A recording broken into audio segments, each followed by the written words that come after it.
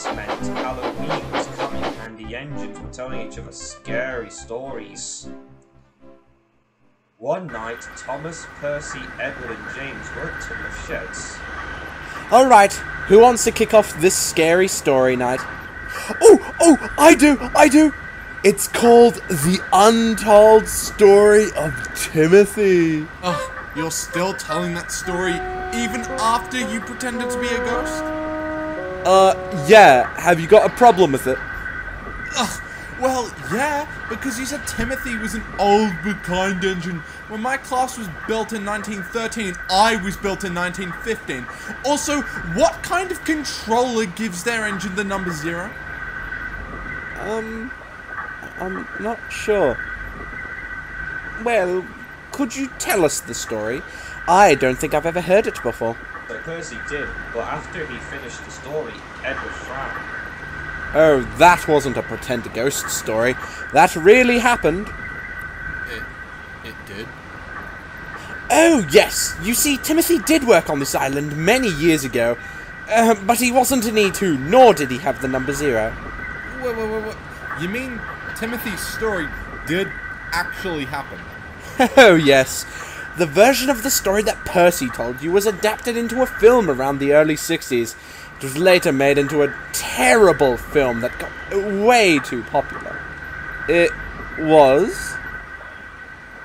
Yes, but the story wasn't really true, and Timothy didn't get possessed like the, well, shitty film, and well, this is what actually... And this was the story Edward told. The year was 1914, sometime before Eagle or I arrived on the island to help build the railway. Back then, it was made of 3 smaller railway companies. As you may have known, one was the Sodor and mainland.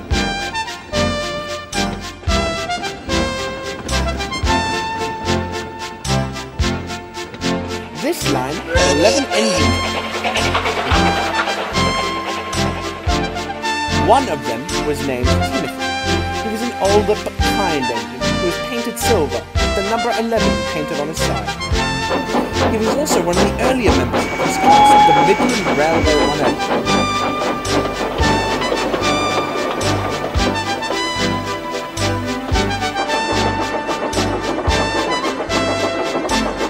He would often have trouble with his brakes, meaning he would overshoot the station platform.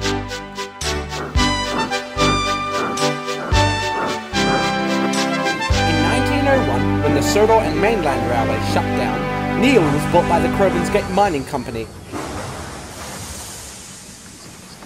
Timothy, along with a couple of other engines, were bought by the Weldsworth and Sudbury Railway.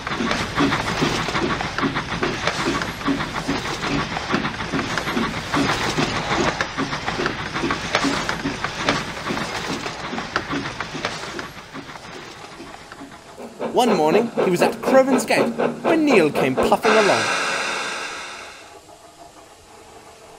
Is there something wrong, Timothy? Yes, Neil. The controller has decided to send me for scrap and get a new engine to replace me because of my faulty brakes. My driver and fireman told him that they should ship me to England for a much-needed overhaul to get my brakes repaired. But he said it would be cheaper to scrap me and that it would cost too much to ship me to England. Oh, I see.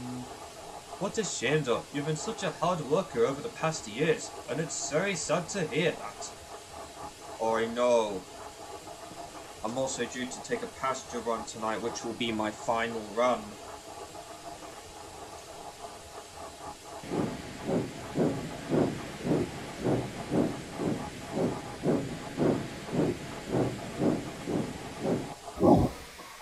That night, Timothy puffed off to collect his coaches, and he was well on his way.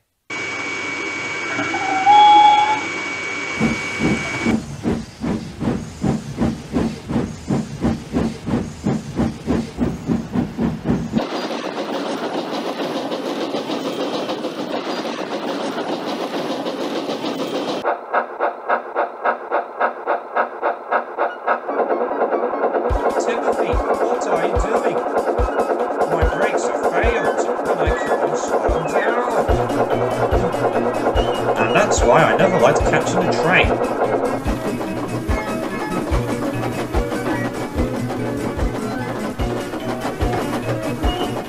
Timothy kept going faster and faster until all three of them saw they were heading towards the ravine where the viaduct would soon be built.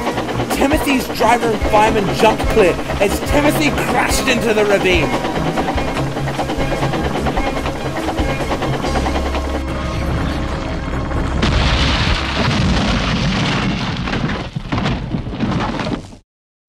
Thankfully, there were no passengers on the train. But Timothy, however, was beyond saving. The next morning, they lifted what was left of Timothy out of the ravine, where he would be taken away to be scrapped. And on every year, on the date of the accident, he runs again as a warning to others.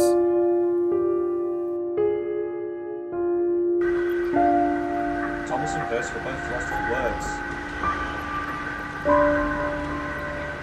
Ha! First that story on Sir Malcolm, and now this? This was by far the worst ghost story I've ever heard. Oh no, James, I wasn't making that up. That really did happen. The next day, at Ellsbury Station, Thomas was talking to Toby while waiting for James. Say, do you remember when Percy told us about Timothy? Yes, I do. Why do you ask?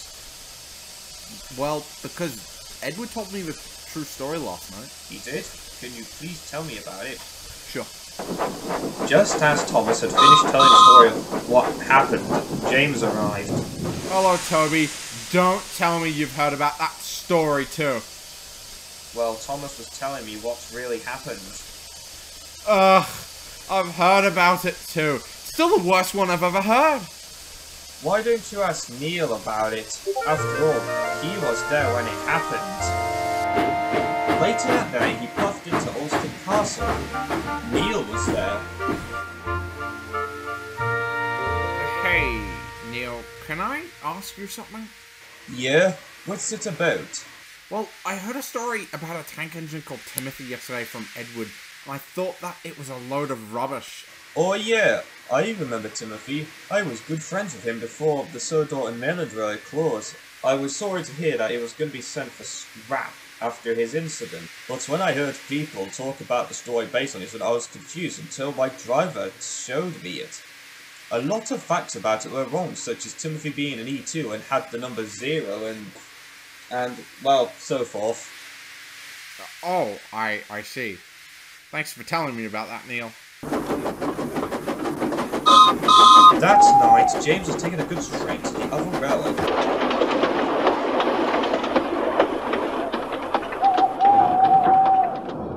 As he was puffing down the line, he saw a silver tank engine. Stanley, is that But James then found out who it was as he came closer to it. you? Wait a minute. You're not Stanley. No, I'm Timothy, the very engine that had that incident all those years ago. You're the one Edward and Neil told me about. Oh, I remember Neil. I was good friends with him until the Sodor and Mayland Road closed. After I was sold to the Walsworth and Sodor, I would often see him at Province Gate. He also felt sorry for me when I was about to be scrapped. Neil told me that while I was up at Ofsted. He also told me about that story on the internet about you. I've heard about that too. They had me as an E2 with the number 0. I don't really know anyone who gives their engine the number 0. And also, the reason why I had trouble braking was because my brakes were often stiff most of the time due to me being one of the first members of my class. Just like my old brakes, which were made out of wood. Kinda like that, but before I had that accident, my driver asked the controller if he could fix my brakes. But sadly, he had considered buying a new engine to replace me, but that never happened once work on the NWR began and the closed. Yeah, I wasn't aware of the true story until Edward told me about it. Oh, that's my signal. I have to go. I'll see you around. The next morning, James was telling Edward about what he saw last night. Just then, Tom popped up. From that day onwards, James had a deeper respect for Timothy. The next morning, James was telling Edward about what he saw last night.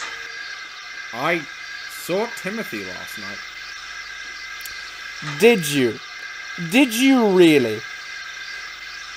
Oh, so now you no longer think that story was a load of rubbish, huh?